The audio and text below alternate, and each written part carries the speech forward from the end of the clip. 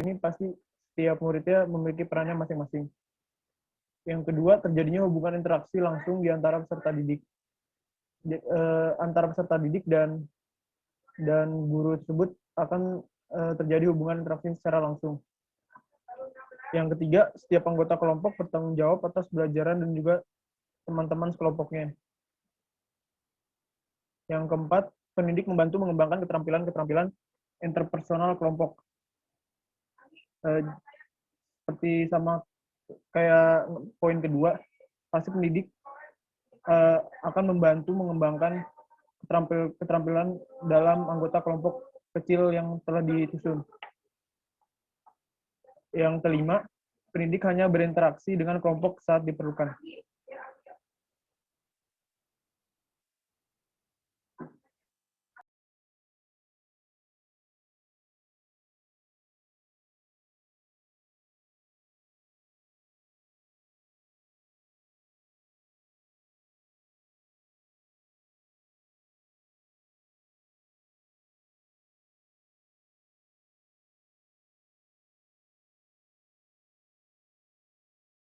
Oke, kita lanjut ke sintak model pembelajaran kooperatif. Menurut Agus Suprijono tahun 2019 memaparkan sintak model pembelajaran kooperatif. Jadi pembelajaran kooperatif ini memiliki 6 fase. Fase pertama, menyampaikan tujuan. Maksud menyampaikan tujuan ini adalah menjelaskan tujuan pembelajaran dan mempersiapkan siswa siap belajar. Yang kedua, fase kedua menyajikan informasi. Dalam menyajikan informasi ini, mempresentasikan informasi dari serta didik kepada siswa secara verbal. Fase ketiga, mengorganisir peserta didik ke dalam tim-tim belajar. Jadi nanti pendidik akan menyusun peserta didik untuk masuk ke dalam tim-tim belajar dan memberikan penjelasan kepada siswa tentang tata cara pembentukan tim belajar. Lalu fase keempat, membantu kerja tim dan belajar. Jadi di sini pendidik akan membantu kerja tim dan belajar yang telah dibentuk. Fase kelima, mengevaluasi. Jadi menguji pengetahuan siswa mengenai berbagai materi pembelajaran atau kelompok-kelompok mempresentasikan hasil kerjanya. Fase keenam, memberikan pengakuan atau penghargaan. Jadi mempersiapkan cara untuk mengakui usaha dan prestasi individu maupun kelompok.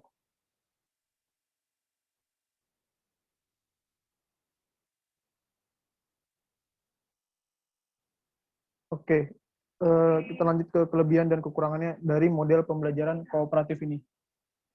Kelebihannya, yang pertama, saling ketergantungan yang positif. Maksud dari saling ketergantungan yang positif ini,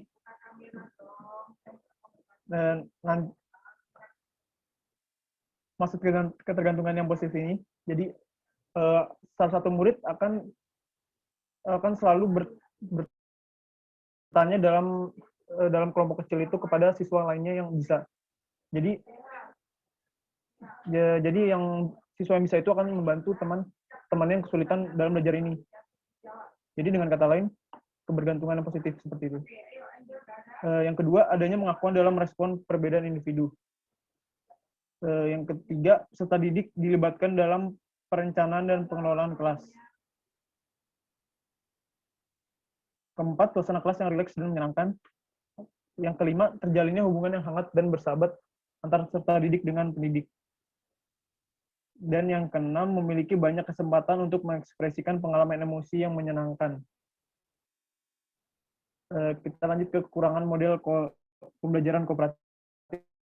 Yang pertama, pendidik harus mempersiapkan pembelajaran secara matang. Di samping itu memerlukan lebih banyak tenaga pemikiran dan waktu. Jadi dalam melaksanakan pembelajaran kooperatif ini, pendidik itu harus mempersiapkan baik tenaga, pemikiran, dan waktu. Sehingga itu menjadikan salah satu kekurangannya. Maka dibutuhkan dukungan fasilitas, alat, dan biaya yang cukup memadai.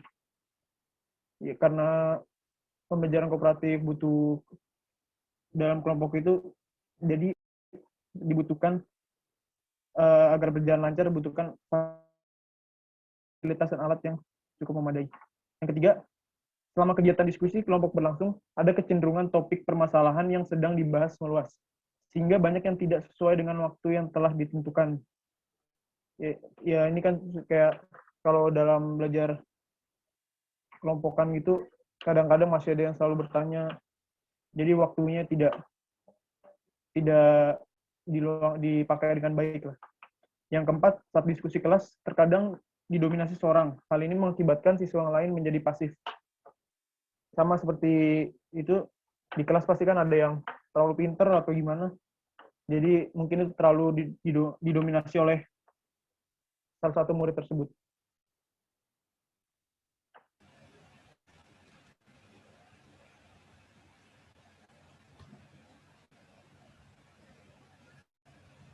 Bisa lanjut, Pak.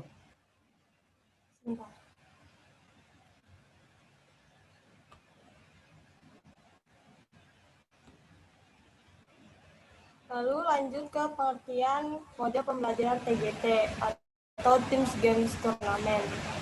Dari beberapa kali kami menyimpulkan mode pembelajaran kooperatif tipe TGT adalah mode pembelajaran yang menempatkan siswa dalam kelompok yang berbeda kemampuan yang menggunakan sistem turnamen akademik yang diikuti oleh seluruh siswa dan efektif untuk memudahkan siswa berpikir positif dalam pelajaran.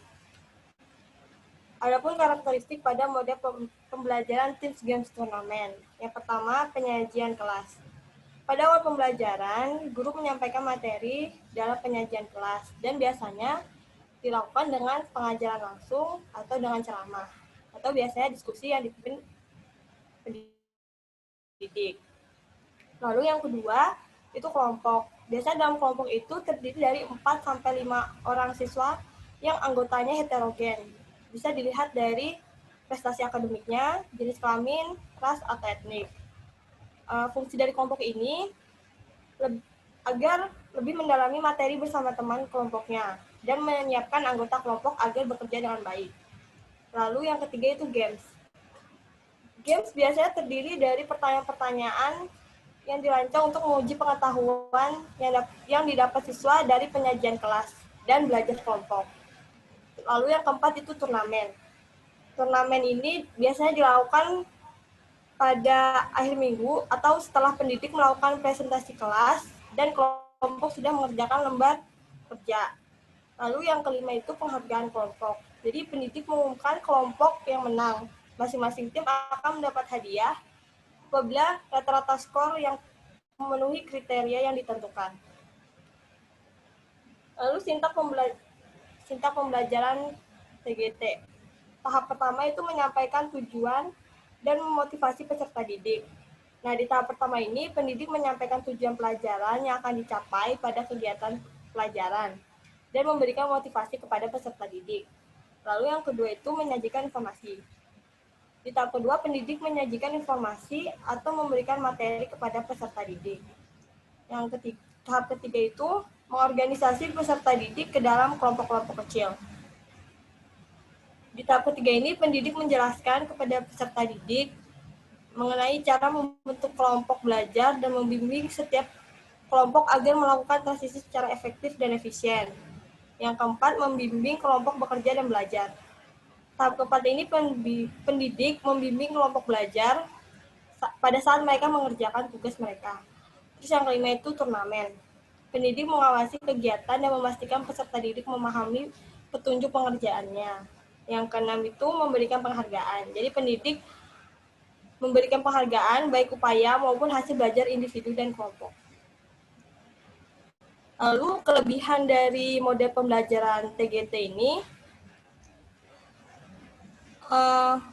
membuat siswa yang lebih cerdas, yang cerdas lebih menonjol dalam pelajaran, tetapi siswa yang berkemampuan lebih rendah juga ikut aktif dan mempunyai peranan penting dalam kelompoknya. Lalu akan menumbuhkan rasa kebersamaan dan saling menghargai sesama anggota kelompoknya. Yang ketiga, membuat siswa lebih bersemangat dalam mengikuti pelajaran, karena dalam pembelajaran ini, pendidik menyajikan sebuah penghargaan pada siswa atau kelompok yang terbaik. Terus yang keempat, membuat siswa menjadi lebih senang dalam mengikuti pelajaran, karena kegiatannya kegiatan permainan berupa turnamen. Lalu kekurangan dari model pembelajaran TGT ini membutuhkan waktu yang lama. Lalu pendidik dituntut untuk pandai memilih materi pelajaran yang cocok untuk model pembelajaran ini. Lalu pendidik juga harus mempersiapkan model ini dengan baik sebelum diterapkan. Misalnya membuat soal untuk setiap meja turnamen. Dan guru juga harus tahu urutan akademis siswa dari yang tertinggi hingga terendah. Sekian presentasi dari kami. Terima kasih. Oke, terima kasih Elva dan Adit. Serta tadi ada Mela ya, cuman Mela kesulitan karena susah sinyal. Sepertinya ini cuacanya agak buruk ya.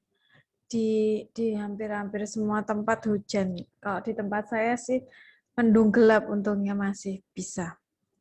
Oke, baik, nggak apa-apa. Tadi kelompok sudah mempresentasikan tentang model pembelajaran kooperatif dan juga TGT, Teams Games Turnamen. Nah, TGT sendiri sebenarnya merupakan tipe dari pembelajaran kooperatif ya. Dan pembelajaran kooperatif itu tipenya ada banyak. Salah satunya TGT. Nah, nanti kita coba lihat. Selanjutnya kelompok model ada Reta, Frinda, dan Brigita. Reta, Frinda, dan Brigita.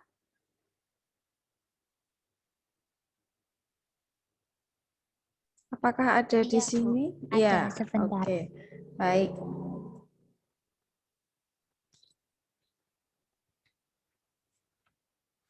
Saya izin share screen dulu, Bu. Ya, silakan.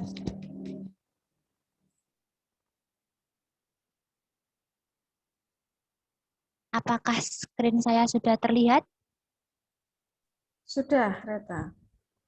Ya, kelompok kami memilih model pembelajaran inquiry dan model pembelajaran langsung.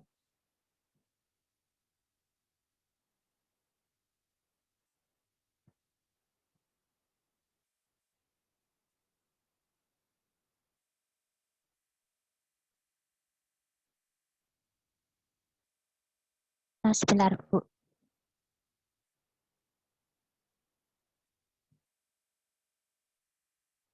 Nah, model pembelajaran inquiry adalah suatu model pembelajaran di mana cara mengajar yang menekankan pengalaman dan mendorong siswa untuk menemukan konsep dan prinsipnya sendiri. Jadi di dalam model pembelajaran inquiry ini, guru itu memberikan suatu permasalahan kepada siswa. Nah, siswa bertugas untuk mencari dan menemukan jawaban atau solusi dari masalah yang diberikan tadi. Seperti itu. Selanjutnya, model pembelajaran langsung. Model pembelajaran langsung adalah suatu model di mana guru mentransformasikan informasi serta keterampilan secara langsung kepada siswa dan pembelajaran sudah distruktur oleh guru.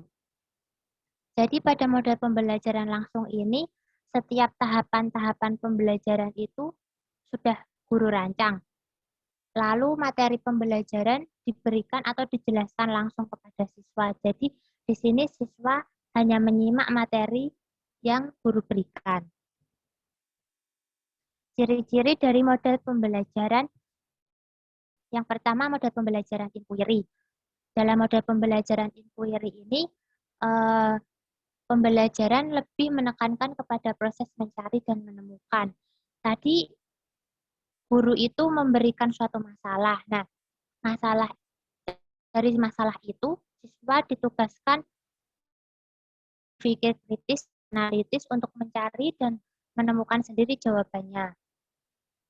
Karena siswa dituntut untuk berpikir kritis, jadi pengetahuan dibangun oleh peserta didik itu sendiri. Dan guru hanya berperan sebagai fasilitator dan pembimbing. Selanjutnya, model pembelajaran langsung.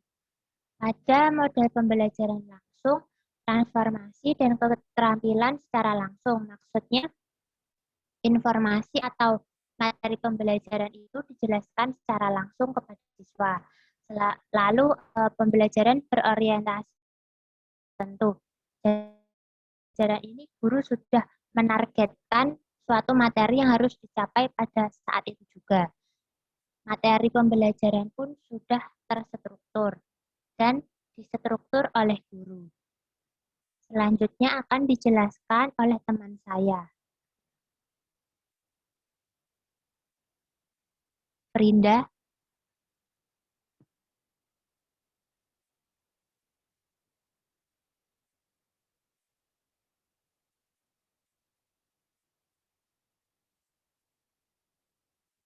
Halo Frinda. Oh, Frinda sepertinya tidak ada di Zoom, Reta. Oh ya sudah Bu, ini saya yang jelasin ya Bu. Oke. Karakteristik model pembelajaran inquiry. Karena pada pembelajaran inquiry itu siswa harus dituntut untuk berpikir kritis dan analitis, maka pada pembelajaran inquiry ini berpusat pada siswa. Siswa itu harus aktif dalam kegiatan belajar dan membangun pengetahuannya sendiri. Membangun pengetahuan di sini mereka dapat lakukan dengan mengaitkan pengetahuan yang telah didapat sebelumnya untuk menemukan pengetahuan yang baru. Sedangkan karakteristik model pembelajaran langsung, di sini pembelajaran itu ditransformasikan secara langsung oleh guru kepada siswa. Lebih menekankan kepada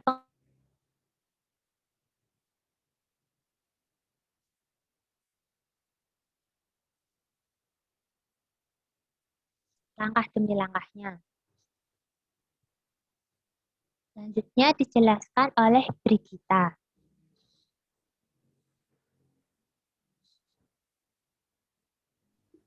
Ya baik, saya akan menjelaskan langkah-langkah dari pembelajaran inquiry. Yang pertama, orientasi. Guru bertanggung jawab untuk membangun suasana serta kondisi kelas yang dapat mendukung terlaksananya proses pembelajaran yang baik. Kedua, merumuskan masalah.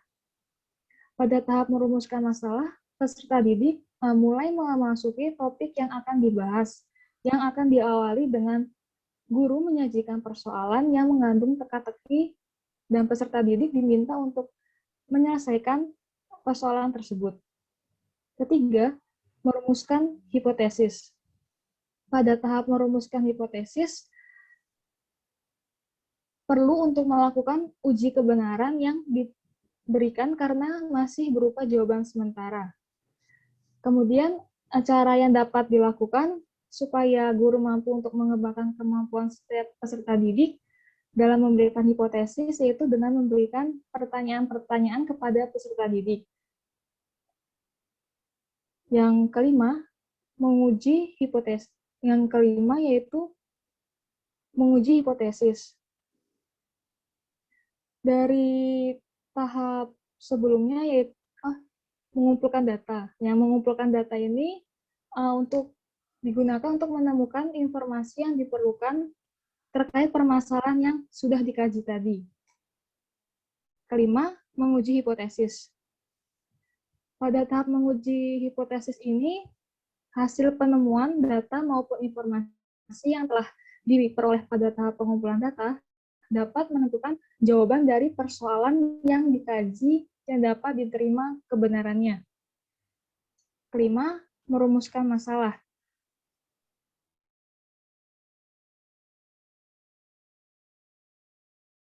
Pada tahap proses untuk mendeskripsikan hasil temuan yang diperoleh, peserta didik, guru menunjukkan data yang relevan kepada peserta didik. Lanjut, Reta. Kemudian, langkah-langkah dari model pembelajaran langsung, yang pertama ada orientasi.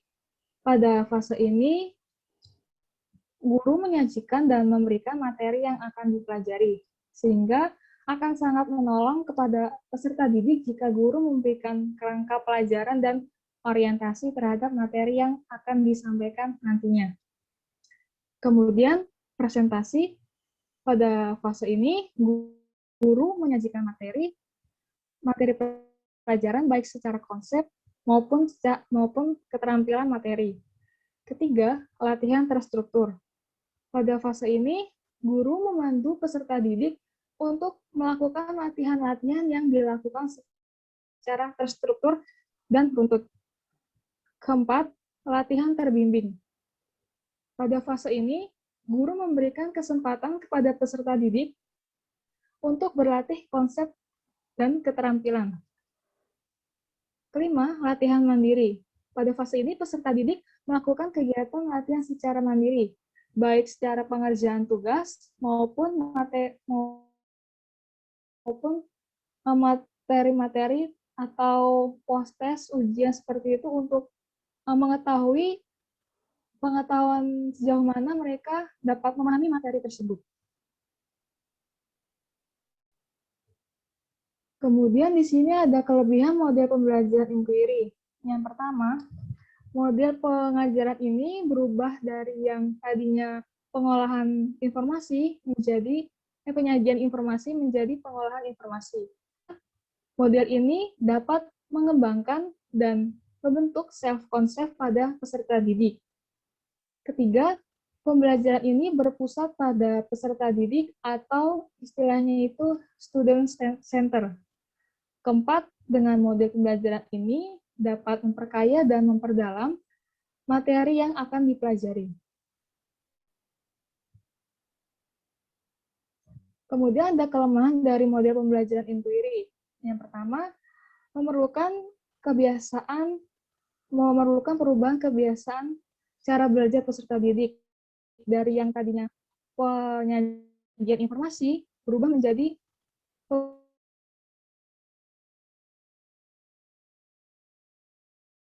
kegiatan dan keberhasilan para peserta didik. Ketiga, terkadang waktu mengimplementasikan pelajaran, guru memerlukan waktu yang cukup lama.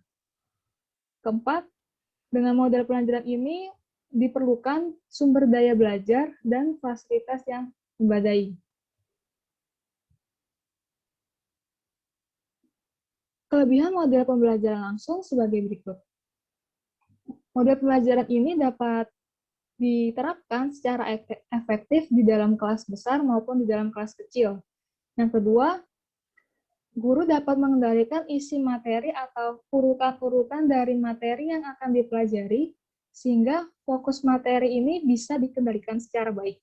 Ketiga, model ini cukup efektif untuk menjelaskan konsep dan keterampilan yang ekspresif kepada peserta didik yang mempunyai prestasinya rendah.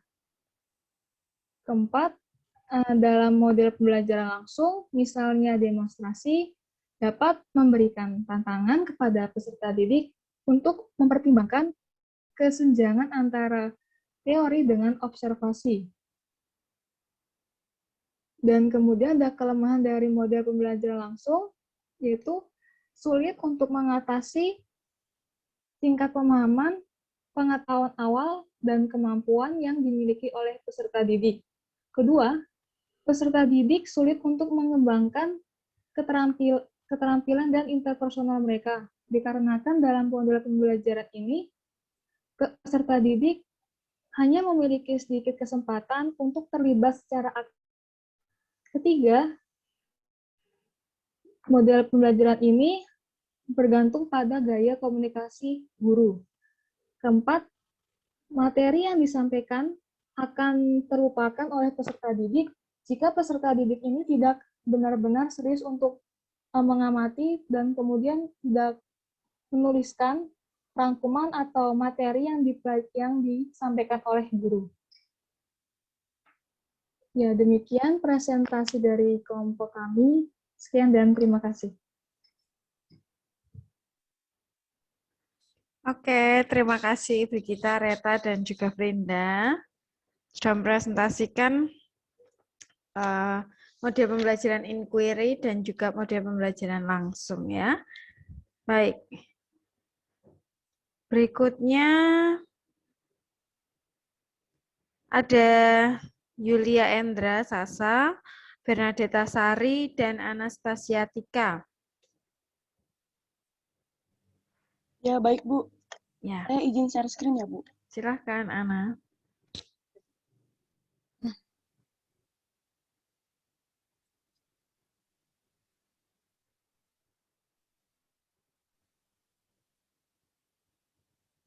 Apakah sudah terlihat, teman-teman dan Bu Mada? Sudah.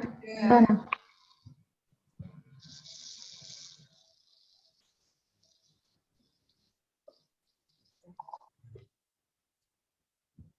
Silahkan. Baik. Baik, terima kasih. Selamat siang Bu Mada dan teman-teman semuanya. Kami dari kelompok 7, ada Sasa, Deta, dan Ana. Namun sebelumnya mohon maaf, Sasa tidak bisa join di Zoom karena terkendala sinyal karena mati listrik. Nah, di sini kelompok kami akan membahas 3 model pembelajaran, yaitu model pembelajaran PBL, PJBL, dan model pembelajaran STAD. Yang pertama, model pembelajaran PBL.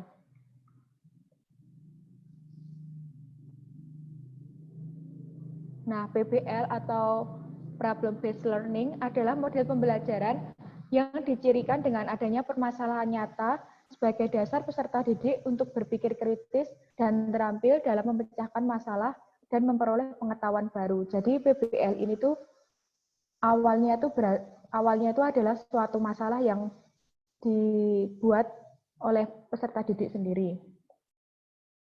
Selanjutnya. Nah, karakteristik dari PBL, yang pertama, masalah digunakan sebagai awal pembelajaran. Lalu masalah yang disajikan merupakan masalah yang nyata. Solusi penyelesaian masalah menggunakan konsep pembelajaran sebelumnya. Keempat, masalah menjadikan peserta didik tertantang untuk mempelajari hal yang baru. Mengutamakan belajar yang mandiri, memanfaatkan sumber pengetahuan yang bervariasi, dan yang terakhir, peserta didik bekerja dalam kelompok, berinteraksi, saling mengajarkan, dan melakukan presentasi. Selanjutnya, dalam model pembelajaran PBL ini terdapat 5 langkah pembelajaran. Yang pertama, mengorientasikan peserta didik kepada masalah. Menginformasikan pelajaran. Lalu guru memotivasi peserta didik agar terlibat dalam kegiatan pemecahan masalah yang dipilih sendiri oleh peserta didik. Langkah yang kedua, mengorganisasikan peserta didik untuk belajar. Pada tahap ini, guru membantu peserta didik menentukan dan mengatur tugas-tugas belajar yang berhubungan dengan masalah tersebut. Langkah ketiga, membantu penyelidikan mandiri maupun kelompok. Di sini guru mendorong peserta didik untuk mengumpulkan informasi yang sesuai, melaksanakan eksperimen dan mencari penjelasan dan solusi. Pada langkah yang keempat, mengembangkan dan menyajikan hasil karya serta memamerkannya. Ini yang baik. Hasil ini bisa seperti presentasi, laporan, rekaman video, atau yang lainnya yang dapat membantu peserta didik dalam membagikan hasil karya mereka.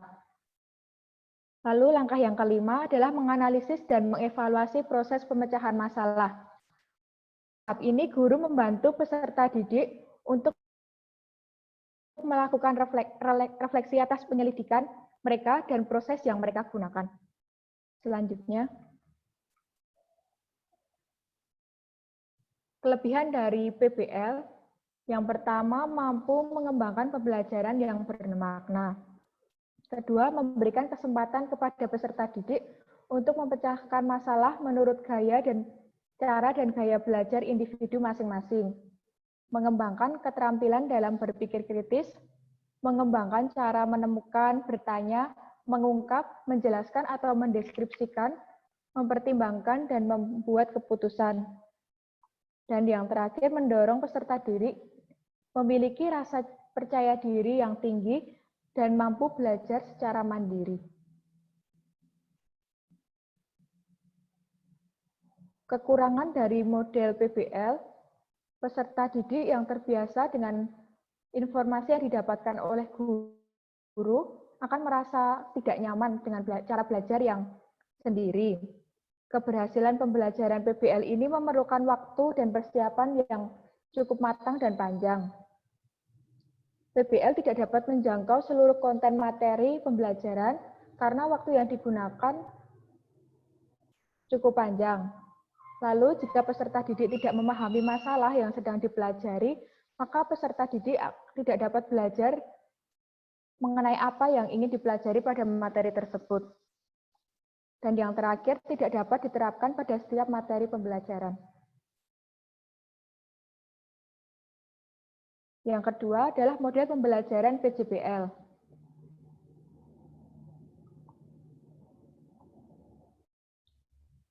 PJBL atau Project Based Learning adalah suatu model pembelajaran dengan menitik beratkan pada aktivitas peserta didik, yang mana aktivitas tersebut kompleks, didasarkan pada pertanyaan-pertanyaan menantang, sehingga peserta didik mampu menghasilkan suatu produk nyata atau presentasi.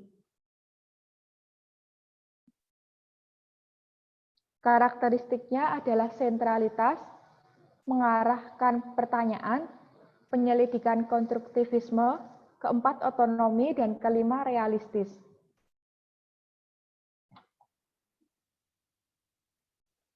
Langkah pembelajaran. Selanjutnya adalah langkah pembelajaran. Yang pertama, pada model PJBL ini, penentuan pertanyaan mendasar. Nah, pada bagian ini, jadi guru memberikan pertanyaan yang berdasarkan dari permasalahan yang akan mereka dalami. Pertanyaan tersebut umumnya bersifat terbuka, provokatif, menantang, dan membutuhkan keterampilan berpikir tingkat tinggi. Kemudian langkah yang kedua, menyusun perencanaan proyek. Jadi, pendidik dan peserta didik berkolaborasi dalam menyusun perencanaan proyek, seperti bagaimana tahapannya, kemudian pemilihan kegiatan yang dapat mendukung dalam menjawab pertanyaan penting, serta mengetahui alat dan bahan apa yang digunakan untuk menyelesaikan proyeknya. Kemudian yang ketiga, menyusun jadwal. Pada tahap ini, pendidik dan peserta didik juga berkolaborasi untuk menyusun jadwal kegiatan untuk menyelesaikan proyek, seperti membuat timeline untuk proyeknya, kemudian membuat deadline-nya. Kemudian, guru juga membimbing peserta didik apabila peserta didik membuat cara yang tidak berhubungan dengan proyek. Kemudian, guru meminta peserta didik untuk membuat penjelasan tentang cara pemilihan waktunya. Nah, yang keempat, yaitu memantau peserta didik dan kemajuan proyek. Pendidik bertanggung jawab memantau aktivitas peserta didik selama pengerjaan proyek. Pendidik memfasilitasi peserta didiknya dengan cara menjadi mentor bagi aktivitas peserta didik. Yang kelima, menguji hasil. Pengujian ini dilakukan untuk membantu pendidik dalam mengukur ketercapaian standar kompetensi, kemudian juga berperan dalam mengevaluasi kemajuan masing-masing peserta didik, dan juga memberikan umpan balik tentang tingkat pemahaman yang sudah dicapai oleh peserta didik. Dan yang langkah yang keenam, mengevaluasi pengalaman pendidik dan peserta kegiatan dan hasil proyek. Kegiatan refleksi ini bisa dilakukan secara individu maupun kelompok.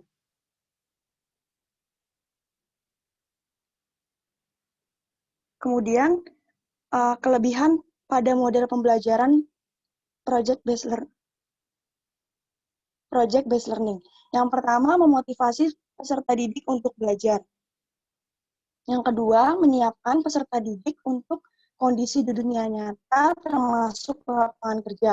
Pada kelebihan ini, jadi peserta didik disiapkan melalui pengembangan keterampilan yang telah ia lakukan, seperti berkolaborasi dengan teman kelompoknya, kemudian bagaimana cara mengambil keputusan, dan juga mengatur waktu dengan baik. Yang ketiga, meningkatkan keterampilan siswa dalam mencari dan memperoleh informasi. Yang keempat, peserta didik lebih mengenal lingkungan dan memanfaatkan sumber daya yang ada. Dan yang terakhir, meningkatkan kemampuan berpikir. Kemudian, kekurangan dari model ini adalah memerlukan banyak waktu untuk menyelesaikan masalah. Dan yang kedua, membutuhkan banyak biaya, serta peralatan yang diperlukan. Yang keempat, peserta didik yang memiliki kelemahan dalam percobaan dan pengumpulan informasi akan mengalami kesulitan. Dan yang kelima, ada kemungkinan peserta didik yang pasif dalam kerja kelompok. Model pembelajaran yang ketiga yaitu model pembelajaran STAD atau biasa disebut Student Team Achievement Division. Nah, pengertian dari STAD, model pembelajaran STAD adalah salah satu model pembelajaran kooperatif di mana peserta didik belajar dengan bantuan lembaran kerja sebagai pedoman secara berkelompok, berdiskusi guna memahami konsep-konsep, menemukan hasil yang benar. Pada model pembelajaran ini, kegiatan itu menekankan pada aktivitas dan interaksi di antara peserta didik untuk saling memotivasi dan saling membantu dalam menguasai materi pelajaran. Kemudian karakteristik dalam model STAD adalah bahan pembelajaran disajikan oleh guru, baik secara langsung ataupun melalui media pembelajaran. Yang kedua, anggota kelompok terdiri dari 4-5 orang yang dibagi berdasarkan prestasi akademik, kemudian jenis kelamin, dan juga etnik. Dan yang ketiga, dilakukan tes individu. Yang keempat, dilakukan penilaian terhadap nilai kemajuan individu. Dan yang kelima, diberikan pengakuan terhadap tim berdasarkan kemajuan anggota kelompok. Kemudian, adapun langkah-langkah model pembelajaran model STAD. Yang pertama, tahapan penyajian materi. Pada tahap pertama ini, guru memberikan arahan materi supaya ketika di kegiatan kelompoknya nanti, siswa sudah memiliki gambaran mengenai materi apa yang akan dibahas bersama kelompoknya. Yang kedua, tahapan kegiatan kelompok. Nah, pada tahap kegiatan kelompok ini, peran guru hanya sebagai hanya membimbing saja, namun kegiatannya itu lebih kepada interaksi antara peserta didik di dalam kelompoknya. Yang ketiga, tahapan tes individu. Dan yang keempat, tahapan perhitungan nilai perkembangan individu. Dan yang kelima, tahapan penghargaan kelompok. Pada tahapan ini, guru telah melakukan penilaian, baik itu dari individunya sendiri maupun dari kelompoknya. Kemudian, guru membandingkan hasil setiap kelompoknya itu, dan untuk kelompok yang memang mempunyai nilai yang lebih tinggi akan diberikan penghargaan kelompok sesuai dengan cara gurunya itu sendiri. Dan yang selanjutnya adalah kelebihan dari model STAD. Yang pertama, siswa aktif membantu dan memotivasi semangat untuk berhasil bersama. Yang kedua, aktif berperan sebagai tutor sebaya untuk lebih meningkatkan keberhasilan kelompok. Ya, jadi pada kelebihan ini, tadi kelompok sudah dibagi-bagi berdasarkan prestasi akademiknya. Nah, untuk siswa yang dianggap mempunyai kemampuan lebih unggul, itu mereka diberikan kesempatan untuk sebagai tutor sebaya temannya yang dirasa temannya kurang dalam pemahamannya.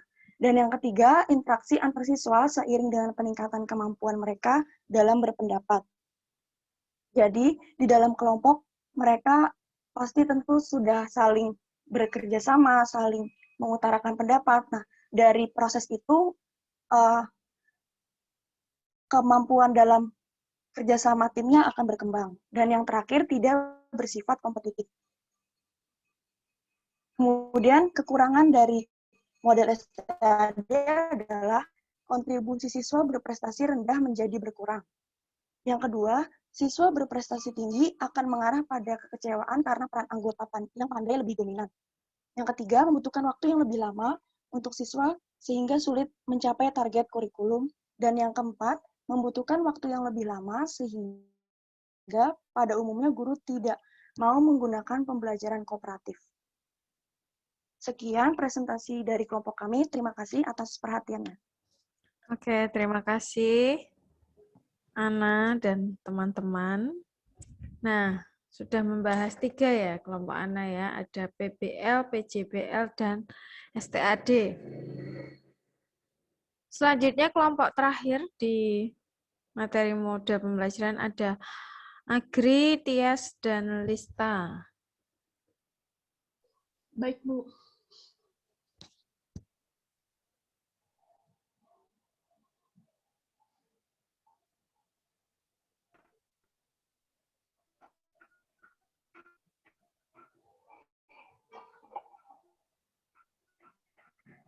Selamat siang Bu Mada dan teman-teman. Di sini kami ringkas materi tentang pembelajaran flipped classroom dan scaffolding. Next.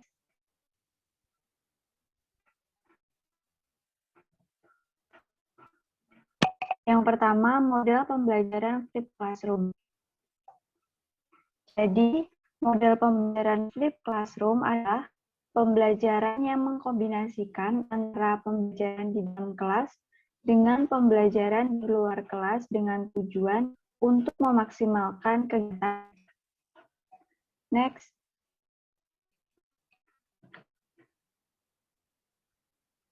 Kemudian karakteristik dari flipped classroom.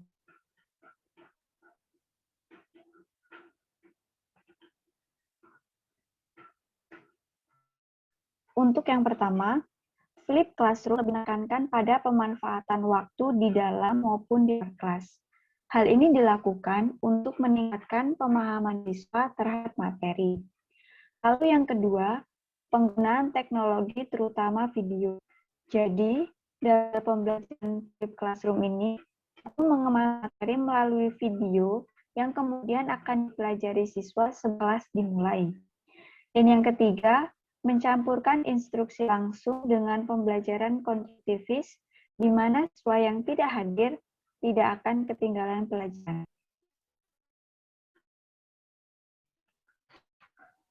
Selanjutnya, kelebihan flipped classroom. Yang pertama, kegiatan pembelajaran yang berlangsung di kelas mendukung pembelajaran berbasis penemuan. Hal tersebut terlihat ketika siswa dapat melakukan diskusi kepada siswa lain atau kepada guru. 2. Interaksi yang terjadi antar siswa dalam kegiatan kelompok mendukung pelaksanaan pembelajaran aktif.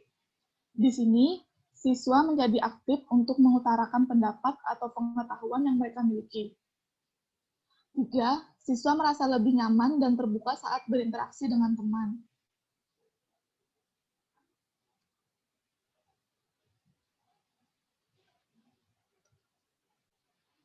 4. Siswa dituntut untuk belajar secara mandiri, memanfaatkan video pembelajaran, sehingga mendukung sikap belajar sepanjang hayat. Jadi, siswa sudah dibentuk untuk terbiasa belajar secara mandiri di luar kelas. Siswa dapat belajar melalui media-media yang disediakan oleh guru.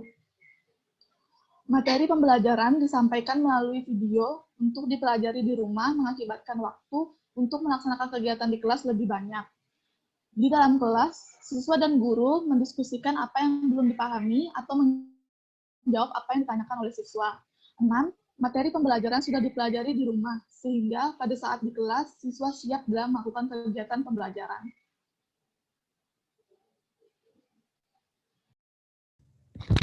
Selanjutnya, selain kelebihan dari model pembelajaran kelas terbalik, ada juga kekurangannya. Yang pertama itu, kegiatan kelompok memungkinkan terdapat siswa yang bergantung dengan teman kelompoknya. Karena kan di sini model kelas terbalik ini, ketika di kelas itu kan peserta didik itu melakukan diskusi dan berkolaborasi dengan peserta didik lainnya. Jadi pasti ada siswa yang selalu bergantung dengan teman sekelompoknya. Apalagi ketika siswa itu tidak cocok dengan teman sekelompoknya. Terus yang kedua, siswa tidak terbiasa mengerjakan soal secara mandiri. Lista, suaranya agak dibesarkan. Halo? Ya. Dengar, dari tadi terdengar, hanya suaranya kecil. Mungkin volumenya dimaksimalkan atau gimana? Oh ya. Lalu yang kedua itu, siswa tidak terbiasa mengerjakan soal secara mandiri. Karena kegiatan yang berlangsung di kelas itu dilakukan secara berkelompok. Nah, yang ketiga, tidak semua siswa memiliki akses internet di rumah. untuk mengakses video pembelajaran yang diberikan. Nah, mungkin kan kalau pembelajaran yang kelas terbalik ini itu sebelum kelas mereka menonton video tersebut itu diupload di YouTube atau di LMS atau di Google Drive gitu. Jadi kekurangan dari model ini berkaitan dengan akses internet. Selanjutnya,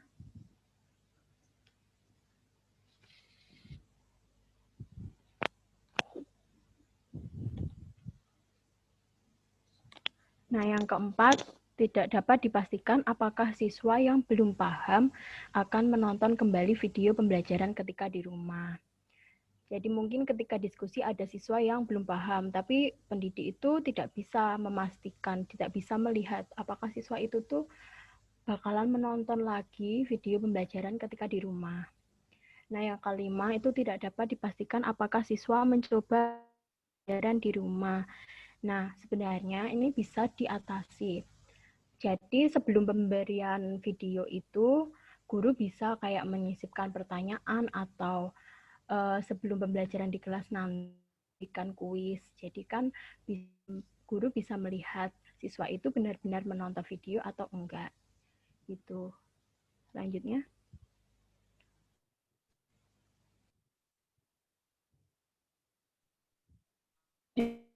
Pembelajaran scaffolding.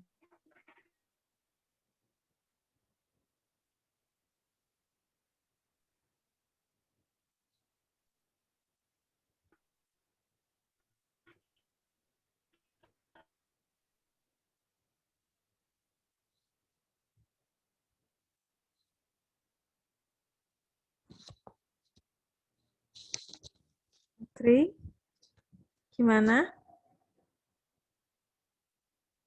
Mungkin Agri terputus, Bu. Oh iya. Scaffolding merupakan bantuan atau dukungan kepada siswa dari orang lebih dewasa atau lebih kompeten, khususnya guru.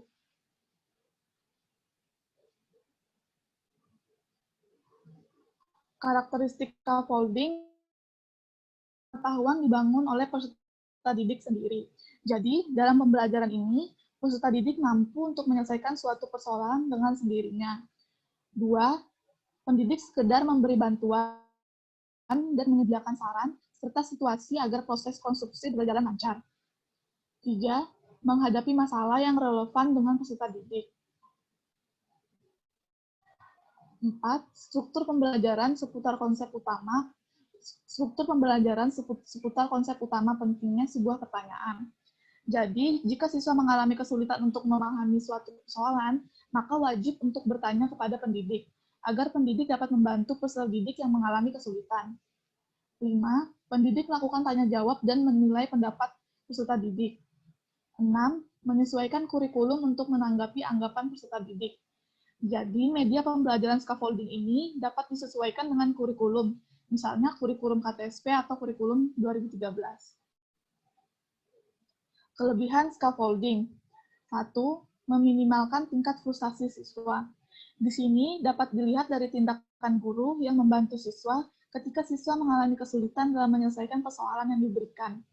Guru dapat membantu siswa dengan berbagai cara. Contohnya, guru memberikan clue atau sedikit penjelasan, maka dari yang diberikan guru tersebut, siswa menjadi terpancing. Siswa terpancing untuk melakukan apa yang seharusnya mereka lakukan dalam persoalan tersebut. 2. Memotivasi siswa untuk belajar. 3. Memungkinkan siswa dapat mengidentifikasi bakatnya sejak dini. Hal tersebut dikarenakan pada langkah-langkah model pembelajaran scaffolding, guru akan mengelompokkan siswa berdasarkan tingkat kognitifnya, sehingga siswa itu tahu kemampuan apa yang mereka miliki.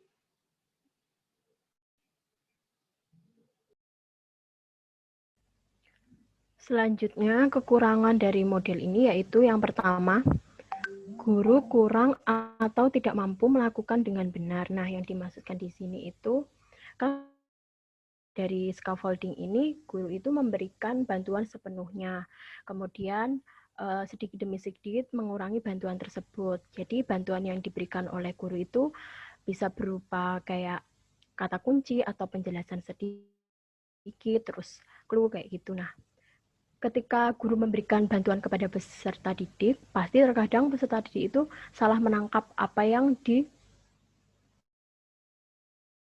dimintanya. Peserta didik itu bisa bereksplorasi pikirannya untuk mencapai tujuan yang A, tapi malah peserta didik itu berbeda dengan apa yang diinginkan oleh pendidik. Jadi ketika terus-menerus nanti akan mengakibatkan model pembelajaran scaffolding ini tidak maksimal. Kemudian yang kedua, menghabiskan banyak waktu.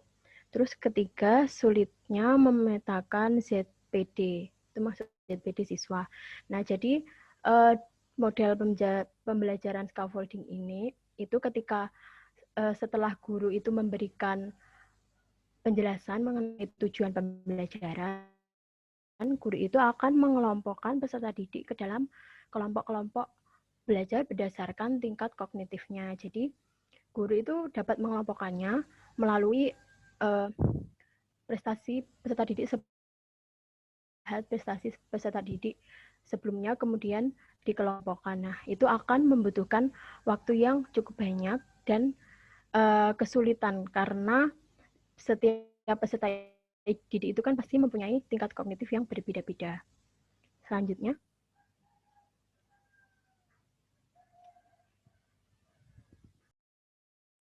Ya, sekian presentasi dari kelompok kami. Terima kasih.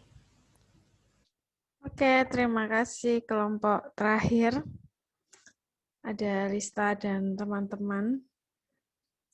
Oke, tadi kelompok terakhir membahas flip learning dan scaffolding ya, model scaffolding.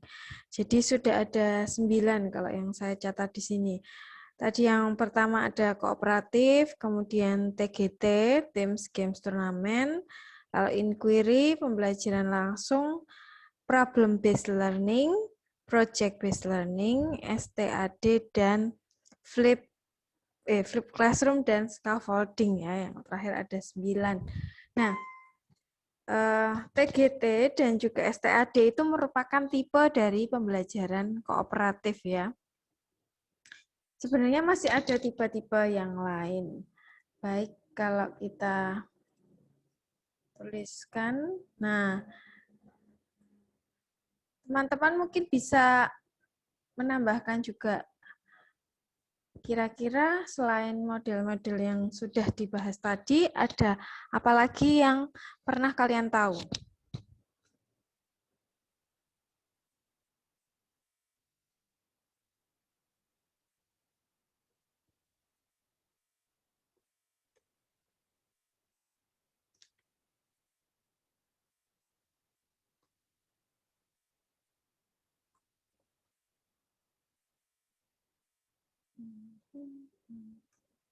Ada yang ingin menambahkan? Yuk.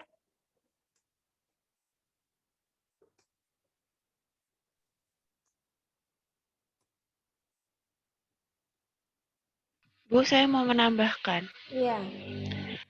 Kalau saya kemarin sempat baca tentang problem posing, Bu. Mengajukan permasalahan. Jadi yang saya baca itu kurang lebih kayak misalnya guru itu bakal meminta setiap, mungkin nggak setiap, nanti siswanya bisa dibuat kelompok atau hanya diskusi forum besar gitu. Jadi siswanya itu akan diminta untuk mengajukan pertanyaan atau sebuah permasalahan, bisa yang kontekstual. Nah, nanti akan sama-sama mencari penyelesaiannya, gitu Bu. Jadi siswa dituntut untuk kreatif. Betul. Ada tambahan lagi dari Dinda, yaitu problem posing ya. Nah, ini bukan problem pusing ya. Problem posing. Problem posing itu tadi ya, yang membuat masalah, bukan membuat masalah ya, Mak. Ya, yang kalau biasanya kalau PBL masalah itu kan berasal dari guru lalu diselesaikan atau coba dipecahkan oleh siswa. Nah, kalau problem posing itu siswanya yang membuat permasalahan. Nah, masalah atau soal itu malah berasal dari siswa kemudian diselesaikan bersama gitu ciri-cirinya. Oke, terima kasih Dinda. Kemudian tadi kooperatif ada TGT, STAD ya. Masih ada lagi teman-teman? Banyak ini. Saya Ya. Siapa tadi? Olin, Bu.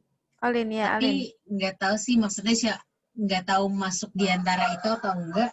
Tapi saya sempat baca tentang picture and picture sama example non example. Gimana? Picture and picture sama example non example, ada dua. Yang satu tentang kayak gambar gitu, yang satu tentang contoh, apakah ini contoh atau bukan gitu loh. Itu masuk di kooperatif atau sendiri, Lin?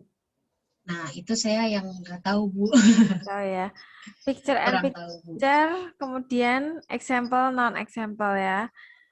Nah, jadi mungkin itu seperti menjodohkan gambar dengan gambar, lalu menyebutkan contoh dan bukan contoh. Ya, baik. Itu bisa masuk model. Nah, nanti bisa dilihat lagi di sana apakah ada kerja kelompok atau tidak. Karena ciri-ciri dari kooperatif, pembelajaran kooperatif itu ada diskusi kelompok. Kalau ada berarti itu bisa masuk salah satu tipe kooperatif gitu ya. Baik.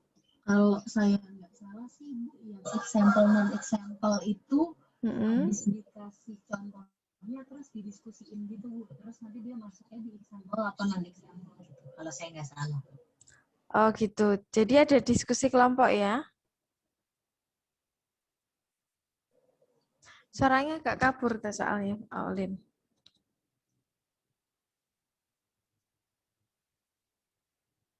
Olin. Jadi kayak kelompok kecil gitu 2 atau 3 orang. Oke. Kalau yang saya dengar tadi ada kelompok gitu ya. Jadi mungkin masuk ke salah satu tipe dari pembelajaran kooperatif. Oke, terima kasih. Ada yang lain lagi?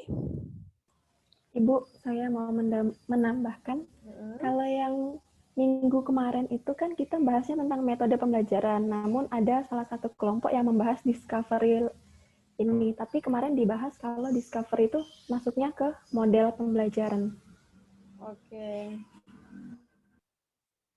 Ya, terima kasih Eri, betul sudah mengingatkan bahwa kemarin ada yang menyebutkan discovery ya. Discovery learning itu termasuk dalam model pembelajaran.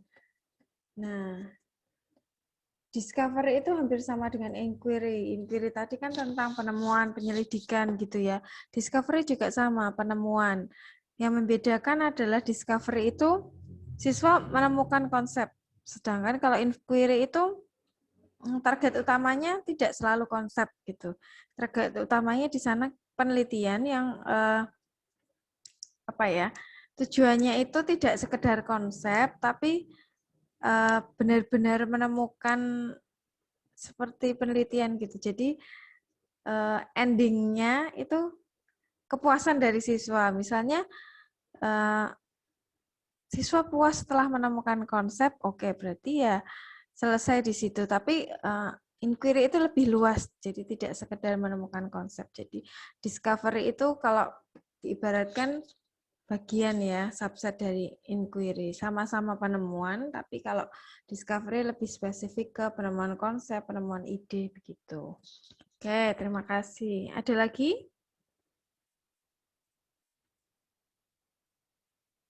Ibu, saya sempat baca itu pembelajaran probing apa ya, yang katanya mengajukan pertanyaan sehingga siswa itu dapat menggali ilmu, menggali pengetahuan lebih lanjut itu, Bu. Oke. Prompting gitu ya. Yeah. Oke, terima kasih, Ivana. Ada lagi?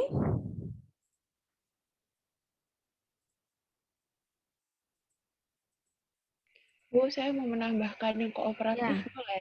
Boleh, Din. Ayo, apa lagi?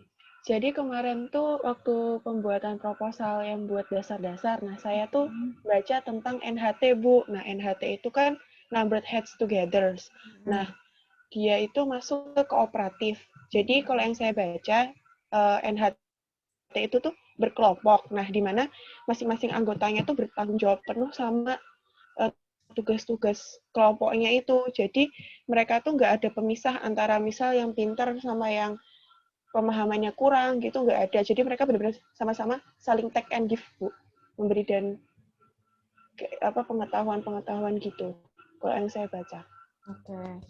Dan ciri-cirinya NHT, ada kata number ya, number head together. Jadi dalam kelompok itu nanti diberi nomor anggota kelompoknya itu ya.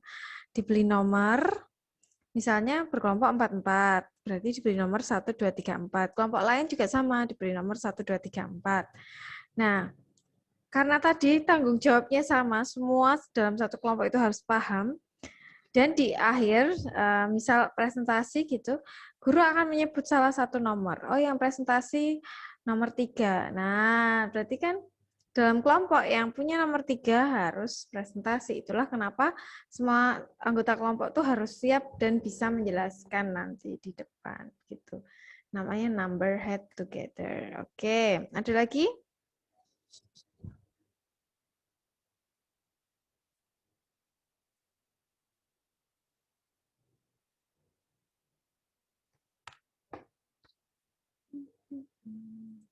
Sebenarnya banyak ya, mungkin teman-teman pernah dengar tapi lupa. Ada yang tahu jigsaw.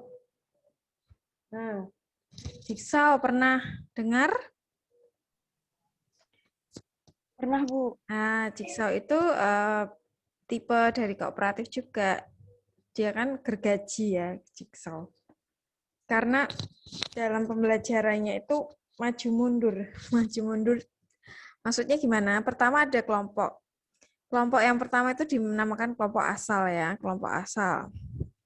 Kemudian dari masing-masing kelompok asal itu ditunjuk seseorang. Nah, seseorang itu berkumpul lagi menjadi kelompok ahli. Nah, kelompok ahli nanti membahas suatu topik. Lalu setelah selesai, anggota kelompok tadi balik ke kelompok asal dan menjelaskan ke teman-temannya. Itulah kenapa jigsaw maju mundur kan, maju mundur lagi, jelaskan ke teman-temannya. Nah, sehingga dalam satu kelompok tadi bisa mendapat beberapa topik karena kan anggotanya misalnya kelompok asal ada yang ke ahli sini, kelompok ahli sini, kelompok ahli sini. Nah, bergabung lagi di kelompok asal gitu. Itulah jigsaw. Kemudian selain itu ada GI, Group Investigation. Itu juga melakukan investigasi, kelompok juga. Banyak sih, ada TSTS. Oh, apa itu TSTS? TSTS itu to stay, to stray. Jadi kelompokan berempat, kemudian nanti setelah diskusi, 2 orang itu tetap tinggal, 2 orang lagi keliling ke kelompok lain, bertamu ke kelompok lain. Untuk apa? Untuk tahu atau bertanya apa yang sudah didiskusikan oleh kelompokmu, ayo sharing dengan saya, maka disebut TSTS, to stray, to stay, 2 tinggal, 2 bertamu. Kemudian ada lagi TPS, bukan tempat pemungutan suara ya. TPS itu adalah think, pair, share. Jadi think, berpikir, pair, nanti berpasangan, dan share, di-sharingkan. Nah, jadi diawali dengan berpikir mandiri dulu, baru kelompoknya berpasang-pasangan, pair, dan share. Nanti di-sharingkan atau dikomunikasikan gitu. Dan masih banyak lagi, tipe kooperatif itu banyak ya. Dan selain itu juga di sini model pembelajaran lain juga banyak. Yang sering sekarang mungkin yang sering teman-teman dengar yang ini. Flip ya. Kemudian PBL, PJBL. Nah, itu biasanya mungkin saat-saat ini atau karena kurikulum jadi kalian sering mendengar PBL, PJBL, kemudian flip learning ini juga baru-baru aja kan. Lalu selain itu ada apa? Blended learning. Pernah dengar? Nah, dari kata blend, campur ya kan? Blended learning campur. Jadi blended learning itu campuran antara online dan offline. daring dan luring gitu pembelajarannya. Hanya saja tidak ada ketentuan seperti flip. Kalau flip itu kan daring dulu ya. Daringnya dalam artian guru tuh memberikan materi dalam bentuk video atau PPT, penjelasan gitu, dan dipelajari dulu. Serta mungkin ada latihan soal yang sederhana, yang tarafnya LOTS, lower order thinking. Baru di kelas itu lebih ke diskusi dan membahas soal-soal yang HOTS, high order thinking. Sedangkan kalau blended learning itu sebenarnya tidak ada ketentuan di online-nya harus ngapain, di offline harus ngapain, tapi di sana mix, ada campur antara online dan offline gitu. Terus ada lagi?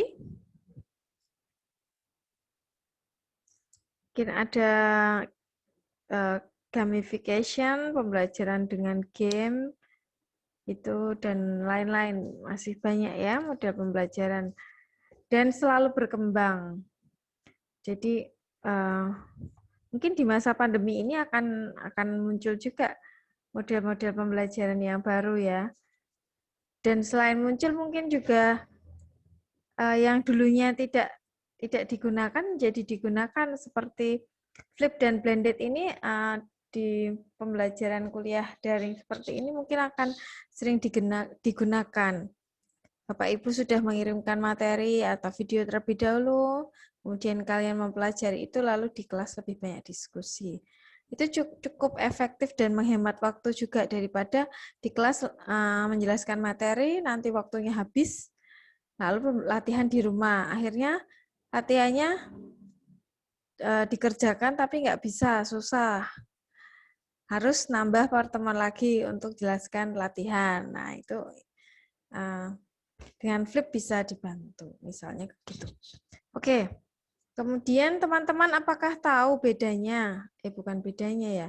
Kalau diminta untuk menggambarkan nih, kira-kira kan sudah belajar 3 ya, metode, model, dan pendekatan. Nah, dari 3 itu kalau kita bikin hubungannya, itu gimana kira-kira?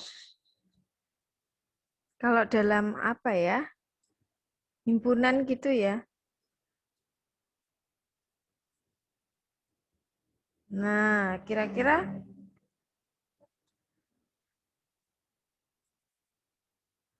ini kecil banget. Tak bikin lagi aja. Nah, kira-kira kalau dibuat hubungannya gitu yang paling kecil itu apa atau yang paling sempit kemudian meluas kira-kira?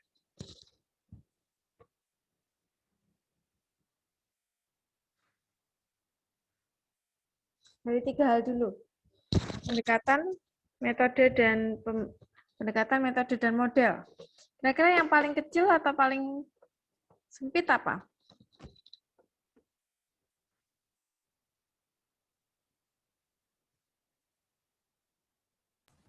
Menurut saya yang paling kecil itu metode, Bu. Kenapa, Eri?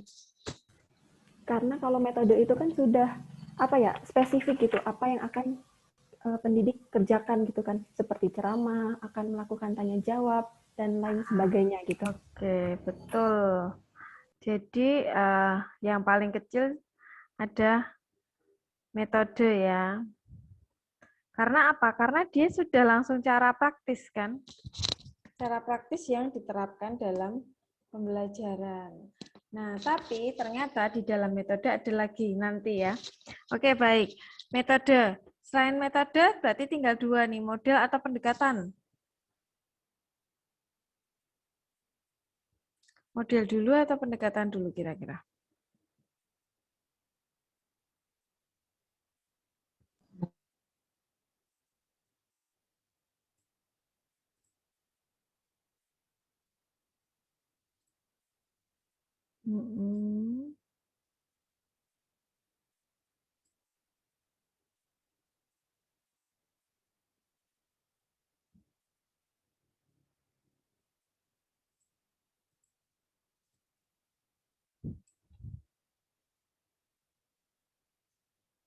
Ada yang tahu kira-kira yang tengah?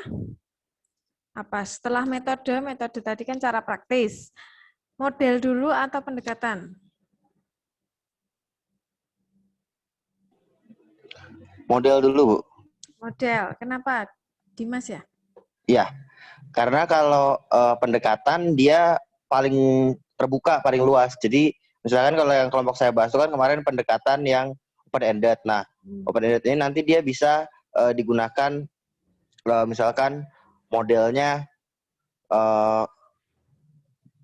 dengan game. Habis itu nanti metodenya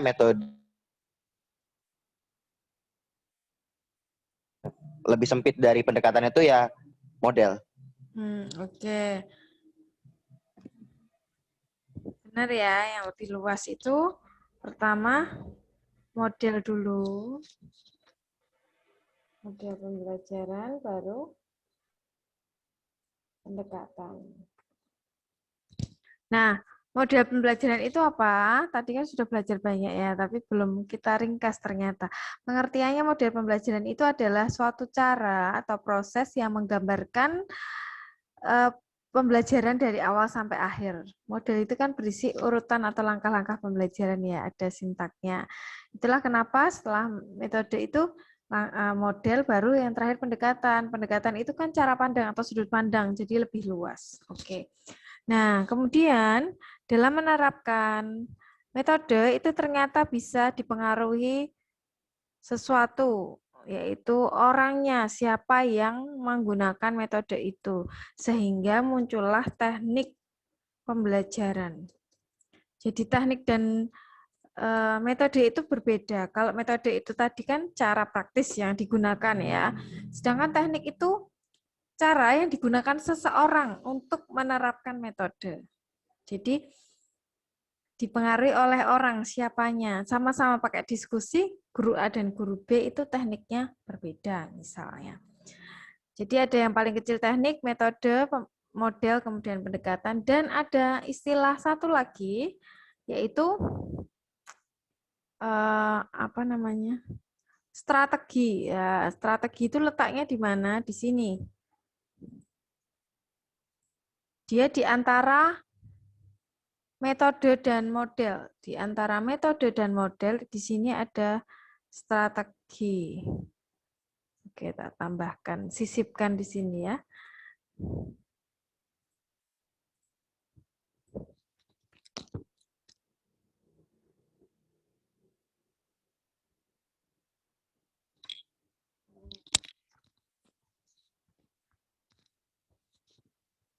Oke, nah di antara metode dan model itu strategi. Nah, bedanya apa? Kalau strategi di sini dia lebih masih secara abstrak. Ya, berisi juga materi dan langkah pelaksanaan pembelajaran tapi masih abstrak. Ya, jadi merupakan antara metode dan model. Gitu. Jadi kalau membuat hierarki atau hubungan dari masing-masing itu kira-kira digambarkan seperti ini. Itulah kenapa dalam pelaksanaannya pendekatan itu bisa menggunakan model tertentu. Kemudian dari model itu juga menggunakan beberapa metode yang lain, gitu. Memberikan menggunakan metode tertentu. Oke.